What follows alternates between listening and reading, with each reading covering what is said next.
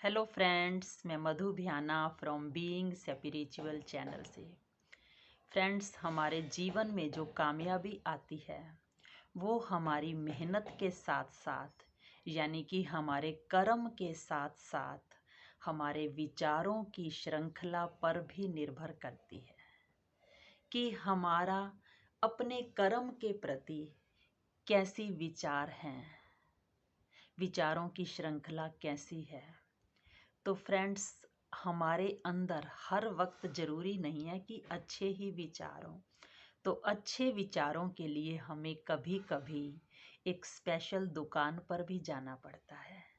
कहते तो हैं दुनिया में कि बुद्धि मार्केट से नहीं मिलती, पर सचमुच में मिलती है। आज हम आपको एक बुद्धि की दुकान पर ले चलते हैं। फ्रेंड्स, सचमुच में आपने सब्जी की दुकान, किराने की दुकान, कपड़े की दुकान, हर चीज़ की दुकान देखी है, पर बुद्धि की दुकान कहोगे कि नहीं देखी, पर रियल में आपने देखी है। आप शायद भूल रहे हो। तो एक बार एक व्यक्ति एक दुकान खोलकर बैठा था, जिस दुकान के बाहर टाइटल था बुद्धि की दुकान, और एक टेबल पर पेन, कुछ पर्चियाँ पड़ी थी और चेयर पर वो व्यक्ति बैठा था। बस इतना ही सामान था उसके पास। तो उसको उस दुकान को खोले हुए कम से कम 15 दिन हो गए थे, लेकिन कोई एक भी कस्टमर नहीं आया था। वहाँ से जाने वाले बहुत लोग सोचते थे कि ये बुद्धि की दुकान कैसी है, कि एक बार चलकर देखा जाए। पर वो जाने से सकुचा जाते कि अगर बुद्धि की दुकान से बुद्धि लेने जाते हुए हमें किसी और ने देख लिया तो वो सोचेगा कि ये मूर्ख हैं क्या, खरीदने वाले डल माइंडेड है क्या। तो इस भय से भी वो नहीं चढ़ रहे थे। तो एक दिन खेलते खेलते घूमते घूमते 14-15 साल के बच्चे ने वहाँ से क्रॉस किया, जिस और देखा कि दुकान पर लिखा है बुद्धि की दुकान। तो उसने सोचा कि घर में मुझे सारा दिन मेरे पेरेंट्स नालायक नालायक नालायक कहते रहते हैं, तो क्यों ना मैं आज यहाँ से थोड़ी सी बुद्धि खरीद लूँ। और वो दुकान पर गया और बोला, भैया मुझे आधा किलो बुद्धि दे दो। तो दुकान वाला बोलता है कि बुद्धि तोल के भाव से नहीं मिलती, हम आपको पर्ची में डाल कर देंगे बुद्धि। तो उसने कहा ठीक है, दे दो। कितनी पर्ची चाहिए? मुझे एक ही पर्ची दे दो। कितने की है? 2 रुपए की। तो उसने 2 रुपए दे दिए और दुकान वाले ने उस पर्ची पर कुछ लिख कर दे दिया। उस लड़के ने जब पढ़ा तो उस पर लिखा था, जब कोई दो व्यक्ति आपस में लड़ रहे हों तो उस लड़ाई को देखना नहीं चाहिए, आगे बढ़ जाना चाहिए। वो बहुत खुश हुआ कि मुझे एक बुद्धि मिल गई, अब मैं ऐसा ही करूँगा। उसने दृढ़ निश्चय कर लिया कि मैं ऐसा ही करूँगा, क्योंकि दुकान वाले ने उसे कहा था कि ये जो बुद्धि लेकर जा रहे हो, इसको जाकर केवल मात्र रखना नहीं, बल्कि इसका समय आने पर सदुपयोग करना, प्रयोग करना। तो घर जाकर वो अपने माता पिता को कहता है, आज मैं बुद्धि लेकर आया हूँ, आज मैं बुद्धि लेकर आया हूँ। तो माता पिता बोले, बुद्धि लेकर आया है मतलब? तो उसने उनको वो पर्ची दिखाई। तो माता पिता को बड़ा गुस्सा आया कि ये किसने हमारे बच्चे को बेवकूफ़ बनाया। 2 रुपए में एक कागज़ पर कुछ लिख कर दे दिया। वो वापस गए दुकान वाले के पास और बोले कि ये तू लोगों को बुद्धू बनाने का क्या धंधा बना रखा है, अपने 2 रुपए हमें वापस दे, अपनी पर्ची ले।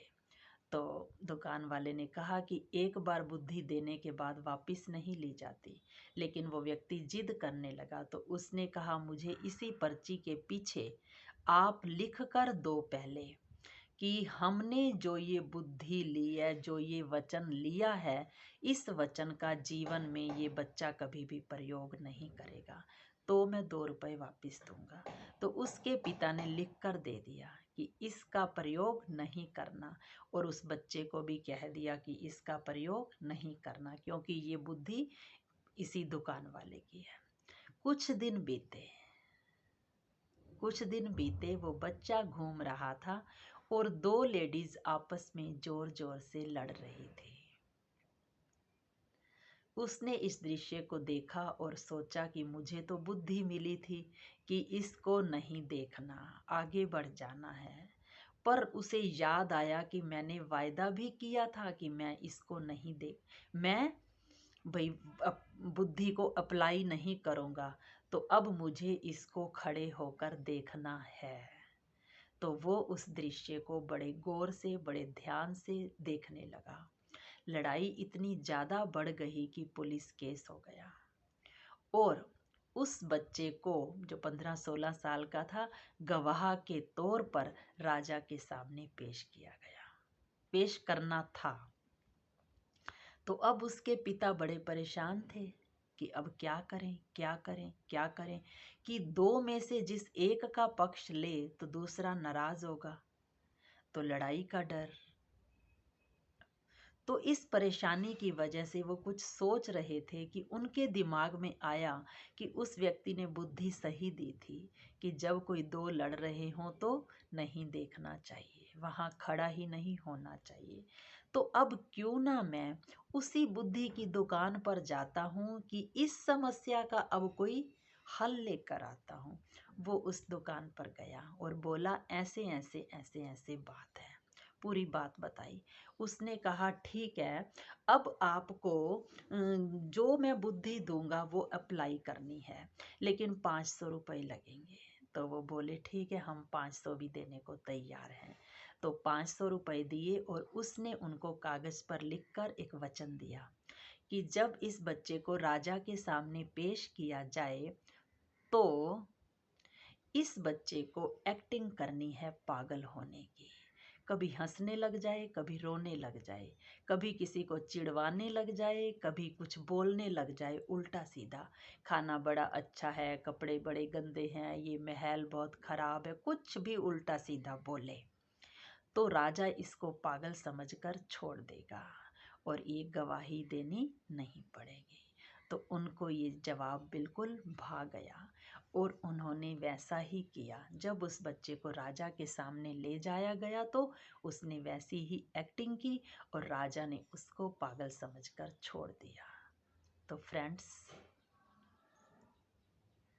फ्रेंड्स, इस कहानी से हम सबको शिक्षा मिलती है कि सचमुच में संतों, महात्माओं, अच्छे अच्छे गुरुओं, अच्छी अच्छी संस्थाओं से, अच्छे अच्छे मैसेजेस से जब हमें कोई सुंदर विचार मिलता है, महावाक्य मिलता है, तो उसकी कीमत करोड़ों रुपयों के बराबर है, लाखों रुपयों के बराबर है। वो वचन हमें जिंदा रखते हैं। अगर हम उन वचनों को जीवन में धारण करते हैं तो फ्रेंड्स, हम आजकल व्हाट्सएप, फेसबुक पर बहुत सारे वचनों को देखते हैं, पढ़ते हैं, सुनते हैं, लेकिन फिर भी हम हलचल में ही रहते हैं। यदि हम फिर भी परेशान रहते हैं, सब परेशान नहीं रहते, सबकी बात नहीं कर रहे, यदि हम फिर भी परेशान हैं, हलचल में हैं, तो हमें इन वचनों को सचमुच में अप्लाई करना है। ये हमारे जीवन को बहुत ही सुंदर बना देते हैं। तो फ्रेंड्स, हमें इन बुद्धि की दुकानों पर भी डायरेक्ट जाना चाहिए, जहाँ डायरेक्ट वचन देने वाले बैठे होते हैं, क्योंकि उनकी वाइब्रेशंस का भी बहुत फर्क पड़ता है। उनकी पावन दृष्टि, उनकी सुंदर वृत्ति, उनकी अच्छी कृति, उनके महान कार्य भी हमको उमंग उत्साह में लाते हैं और वो हमारे जीवन के आदर्श होते हैं। उनको देखकर हमें भी अच्छे मार्ग पर चलने की इच्छा होती है। तो फ्रेंड्स, हमें बुद्धि की दुकान पर कभी कभी जाना चाहिए और सुंदर सुंदर वचन खरीद कर लाकर उनको प्रयोग करते रहना चाहिए। तो फ्रेंड्स, हम बुद्धि की दुकान की और भी कई वीडियो बनाएंगे। ठीक है फ्रेंड्स, आपको यदि यह वीडियो पसंद आई हो तो आप इसको लाइक करें, शेयर करें, सब्सक्राइब करें। ओम शांति।